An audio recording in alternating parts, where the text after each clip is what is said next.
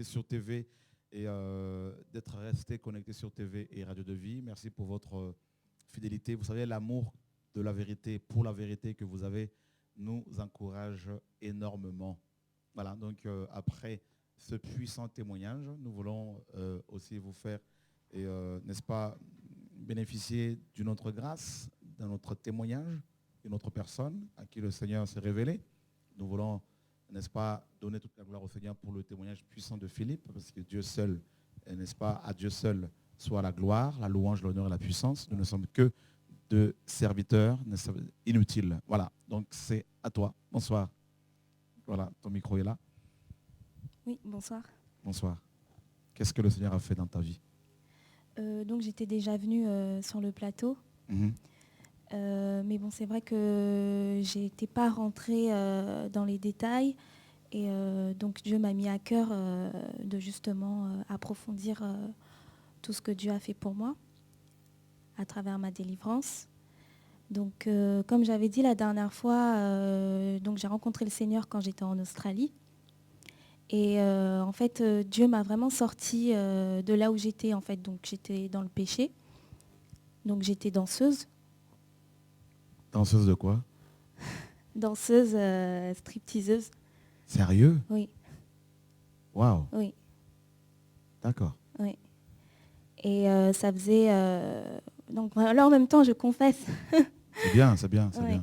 Donc j'ai pratiqué ce métier, entre guillemets. Pendant combien de temps? Pendant 2 ans. En Australie?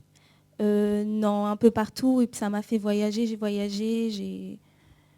Et donc c'est en Australie que ça s'est... en Australie, oui, j'étais là pour ça, en fait. Pour danser. Et en fait, à cette époque, j'étais vraiment mal. Mais vraiment mal.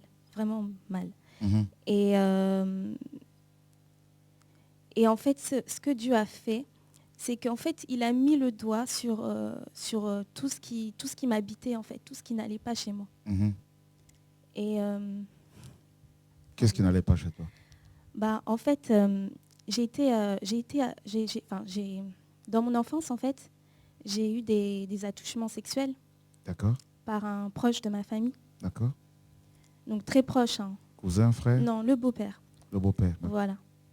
Mais j'ai occulté pendant des années et il y a même des choses que je me souvenais même plus, quoi. Et Dieu a fait remonter cela à la surface. Et c'est comme si il me disait, voilà, c'est ça ton problème, voilà tout ce qu'il y a, voilà ce que tu as en toi qui fait qu'aujourd'hui, tu as cette vie, cette mauvaise vie, en fait. D'accord. Et donc voilà, et puis ensuite, donc il y a eu un travail qui s'est fait. Donc quand j'ai dit que vraiment j'étais remplie de l'amour de Dieu, ce qui m'a vraiment remplie de son amour. Donc à travers cet amour, j'ai su pardonner à mon beau-père. J'ai appris ce que c'était la compassion pour l'autre.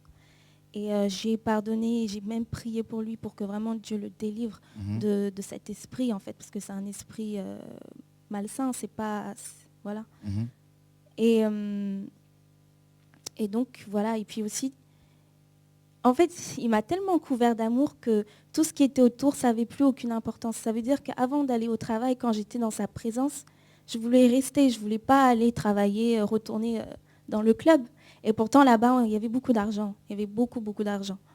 Mais malgré ça, j'avais envie de rester dans sa présence. Vraiment. Et donc ça a été un combat parce que ça veut dire que la journée, j'étais en train de prier le Seigneur et j'avais envie de rester dans sa présence, ne pas le quitter. Et le soir, j'allais quand même parce qu'il y avait l'appel quelque part de l'argent en fait. Donc j'allais. Et un soir, je me souviens... gagner combien comme ça là, par mois là? Par soir, je me faisais... c'est par soir, ouais. Par soir, oui. Par soir, je faisais à peu près entre $500 et $1200. Wow. Donc même le salaire d'un mois d'une personne en un soir, en fait. Wow. Oui. Et je m'en souviens, un soir, j'étais là-bas et je dansais, j'étais là. Et là, Dieu me parle, il me dit, mais regarde ta vie, c'est pas ça ta vie, c'est pas ça la vie que j'ai pour toi. Tu vaux mieux que ça. Et vraiment, j'ai dit à une fille de me remplacer, j'ai dit, je m'en vais, je suis partie, j'ai pris mon sac, je suis partie. Et là, vraiment, Dieu a commencé vraiment à me délivrer et tout. Et je devais rentrer plus tard, en fait. Je comptais rester, me faire le maximum d'argent et tout. Mais en fait, Dieu a vraiment pris la place dans mon cœur. Et tout ce qui était autour, je voulais l'abandonner parce que c'était nul, en fait. C'était rien comparé à ce que Dieu avait à m'offrir. La paix, l'amour, la justice, le respect. J'étais pas un objet. Parce que, inconsciemment, on vit comme ça, on se dit, oh, c'est bon et tout, ma vie est belle, j'ai de l'argent, voilà, je plais et tout. Mais c'est pas ça la vie. La vie, la vraie vie, c'est la vie en Christ. C'est une vie de paix, c'est... Voilà.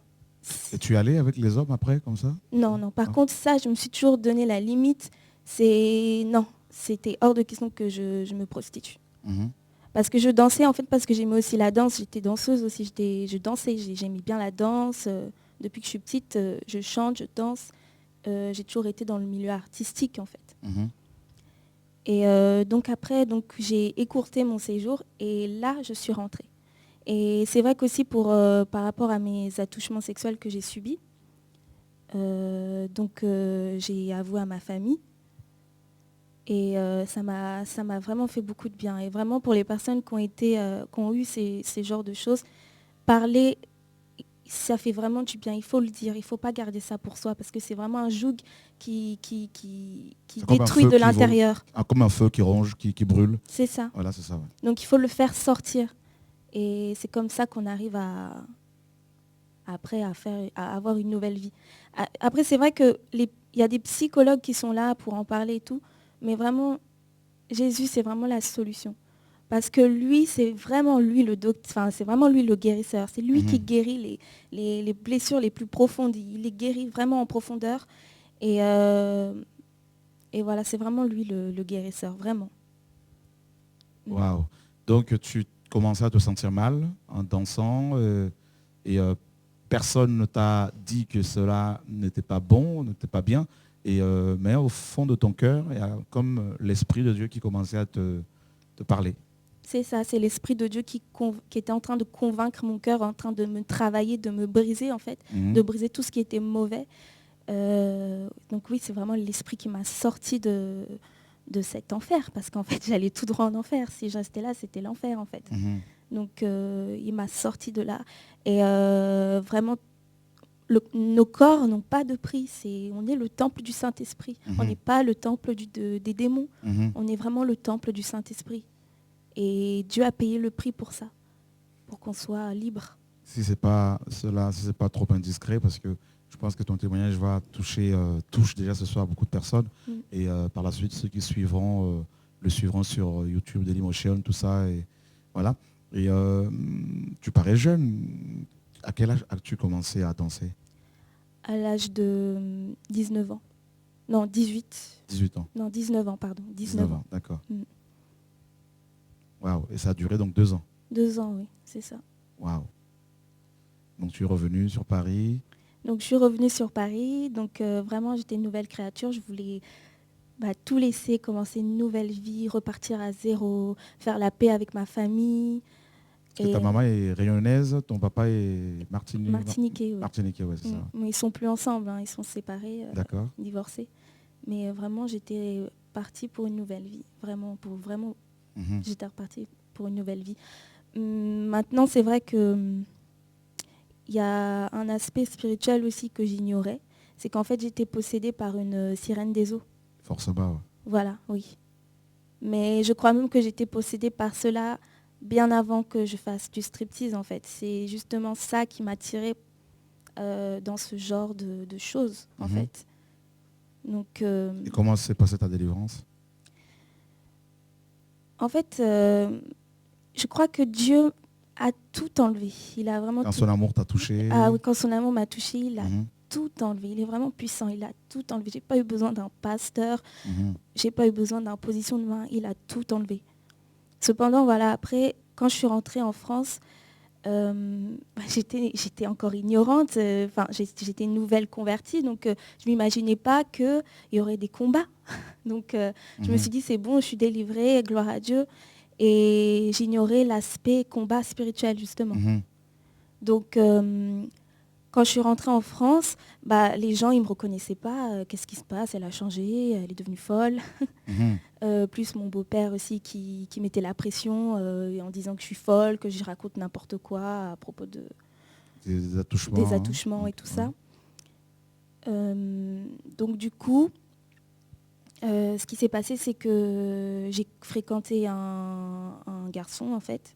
Donc j'avais mon petit copain. Mais j'avais toujours cette envie d'équilibre. Je voulais une certaine équilibre et tout ça. Mais bon, du coup, j'ai renoué aussi avec le péché. Donc du coup, toute cette purification que Dieu avait effectuée en moi, ça s'est brisé. Donc j'ai renoué quelque part avec les esprits des eaux, avec la sirène des eaux. Je suis retombée dans le strip.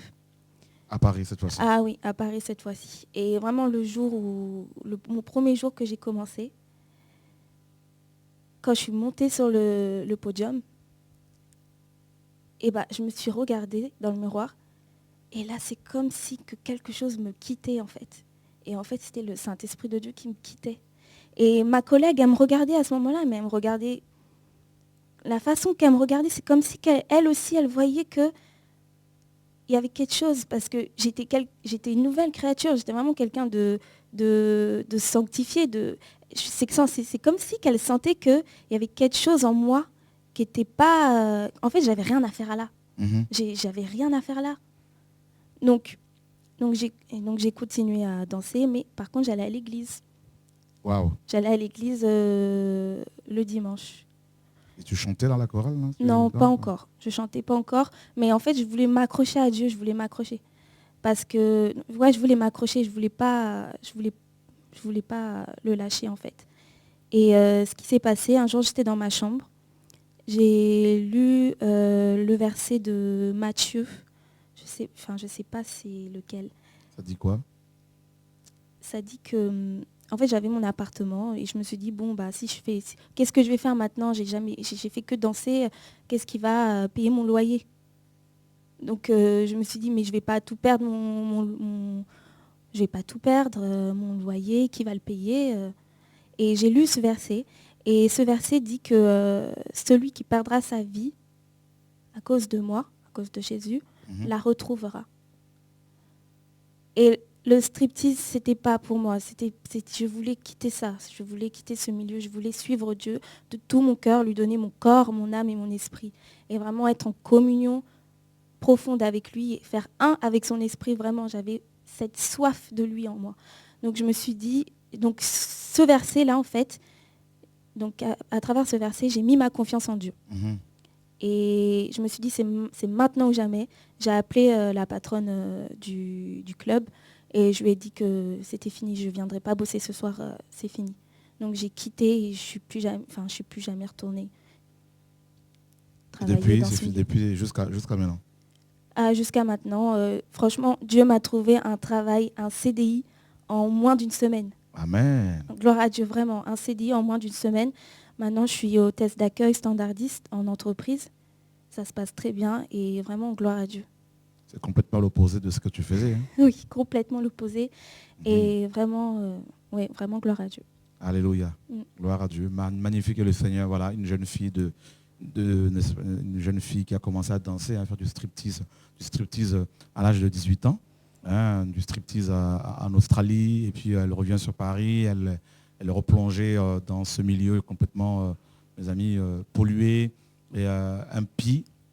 Et voilà, donc où on voit toutes sortes de personnes qui vont, n'est-ce pas, voir ces jeunes femmes ou ces femmes s'exhiber, envoûter les gens, parce que le striptease n'est rien d'autre que de l'envoûtement. Vous voyez, c'est dans le monde spirituel démoniaque, c'est comme ça que les satanistes envoûtent les gens, n'est-ce pas, par la nudité et par la danse, n'est-ce pas. Donc derrière ça, il y a aussi des esprits comme Shiva, la sirène des eaux, Mami Wata, les esprits de séduction. Voilà, donc... Et merci Seigneur en tout cas pour ces puissants témoignages, hein, donc celui de Philippe et celui de notre sœur, voilà, donc de Rachel, c'est ça, hein? Charlie, pardon. Oui. Pardon. Donc depuis, c'est fini aussi avec le petit copain, tout ça, c'est fini, c'est Christ, c'est comment? Le petit copain, ça a été difficile d'arrêter.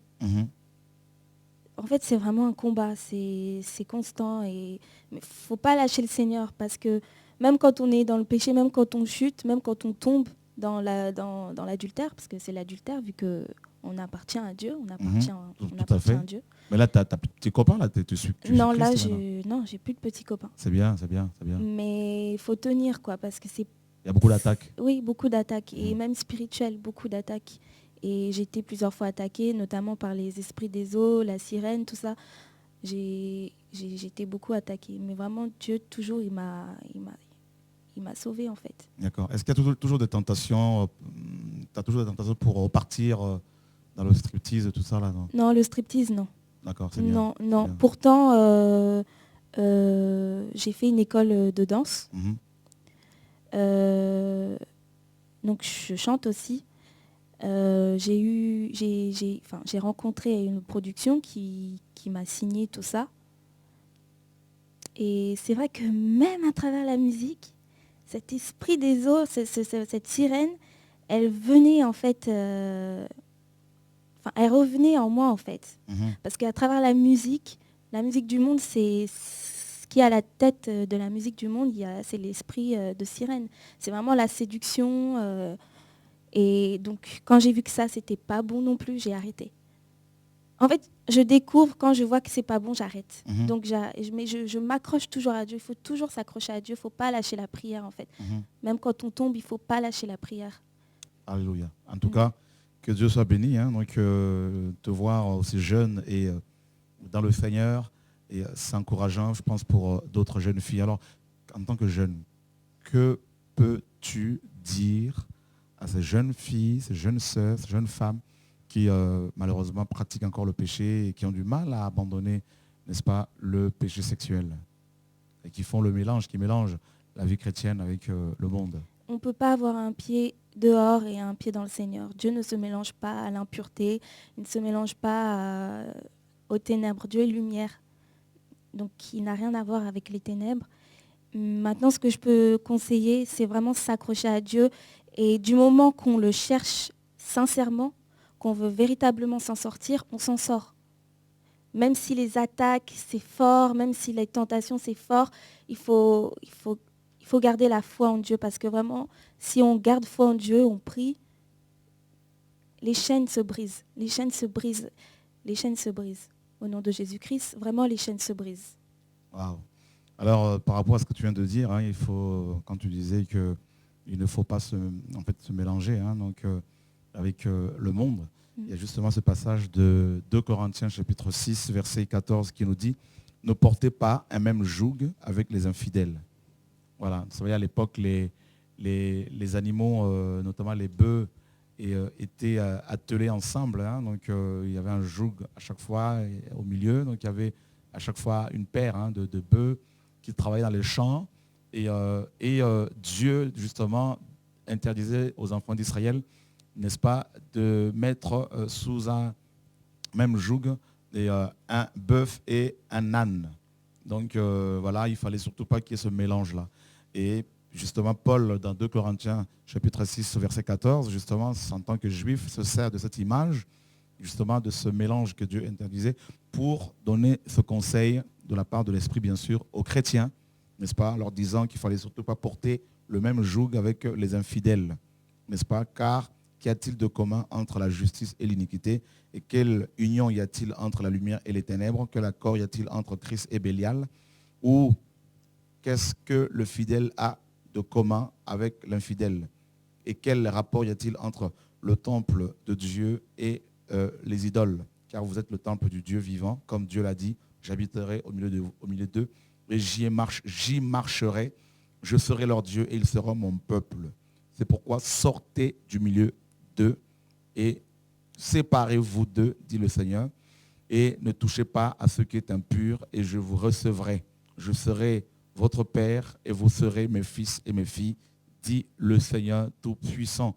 Voilà, Dieu est clair, Dieu, mes amis, est radical, Dieu est lumière et il interdit justement le mélange. Donc on ne peut pas être à la fois chrétien et dans le monde.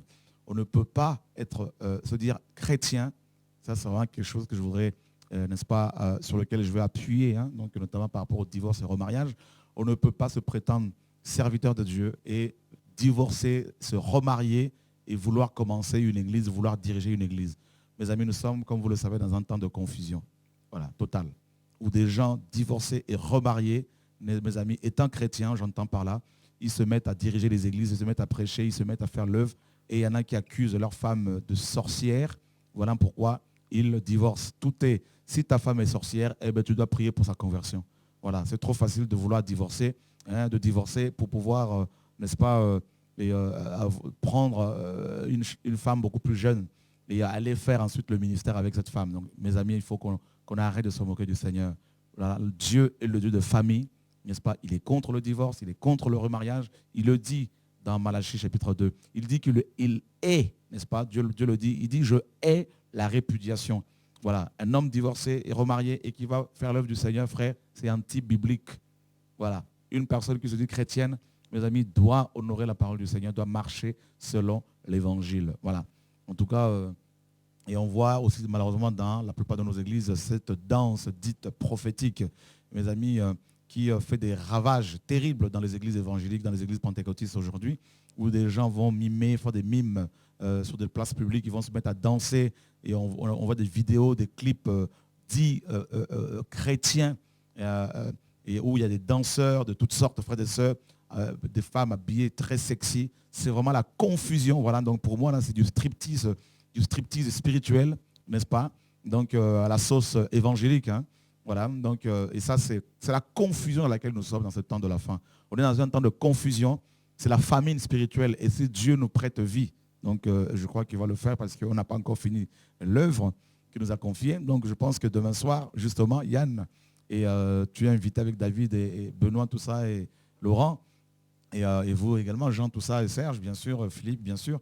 Et demain, on va parler de la famine spirituelle. Notre génération connaît une famine criante, une famine terrible, mes amis, de la parole de Dieu.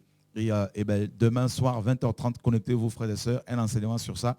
Et à cause de la famine, ben, les gens, beaucoup mangent des coloquintes sauvages.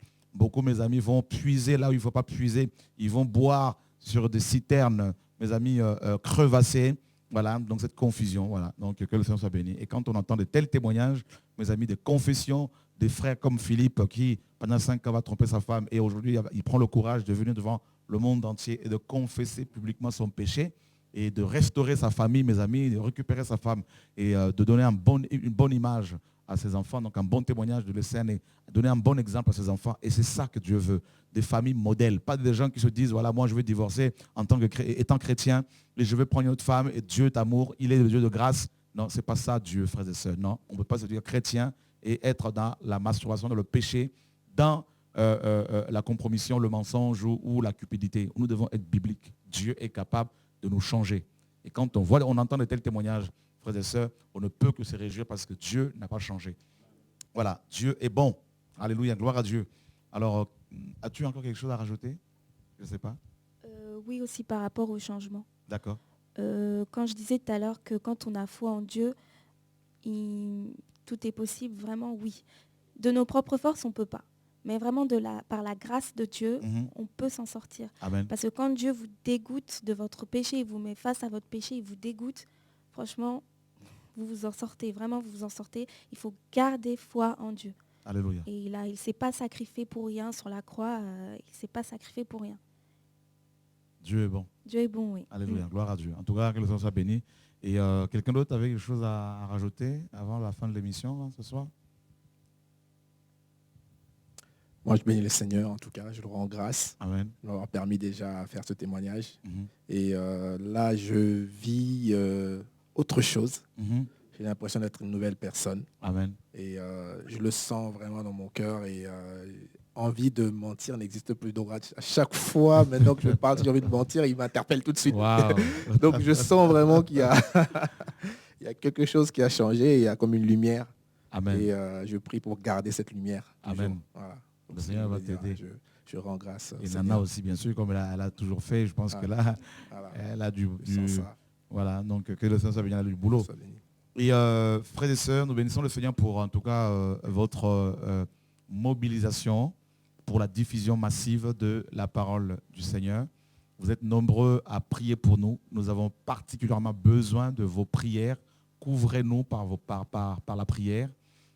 Nous en avons grandement besoin. Et merci aussi pour vos soutiens financiers et vos dons de toutes sortes. Et cela permet à nos médias, notamment à TV de Vie, que vous suivez constamment, de fonctionner, voilà, de payer les charges, tout ça. Et c'est vraiment une grâce, mes amis, que Dieu nous fait d'avoir ces médias qui nous permettent de diffuser massivement cet évangile que beaucoup veulent cacher. Voilà.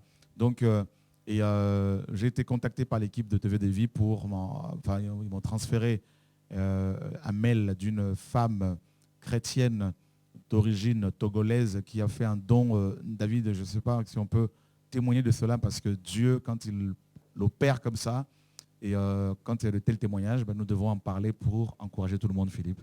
Hein, n'est-ce pas, mon frère Jean et Serge? Voilà, donc si David peut venir nous donner ce témoignage-là, donc c'est vraiment encourageant, frères et sœurs, ce que Dieu fait. Voilà, donc, et il n'a pas changé, voilà, il n'a pas changé. Et je crois que nous sommes en train de... On commence à vivre un peu Actes chapitre 4, chapitre 5, tout ça, et chapitre 5 notamment.